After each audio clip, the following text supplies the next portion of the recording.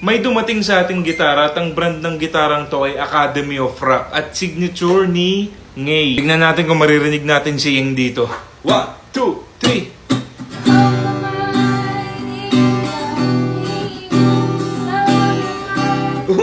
Saan si Ying dito? Kaya pala signature ni Ying to, no? Isa pa. Uy, nade-delay si Ying kasi hindi pa nakasetup eh, no? Grabe yung taas nito, ayan, no? Grabe, oh. Pwede ka maglimburok dito, yun. Setup natin siya, pero bukas na kasi antok na ako. Good night! Medyo napalakas ha, medyo makatiyon na. Tapos na natin ang gitara ni Yeng Constantino. Yan ang action niya ngayon, 125 eh, kumpara dun sa dati. 75/125. Parang grades ko lang nung college eh, no?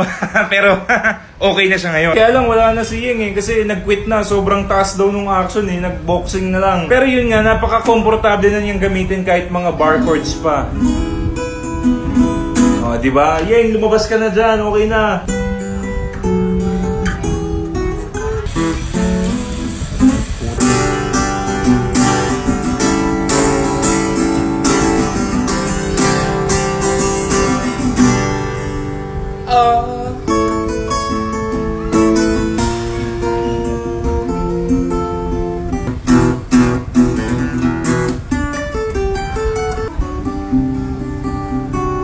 Sa magpapasetup dito na lang kayo mag-message, pa-like na lang din. Salamat, ingat!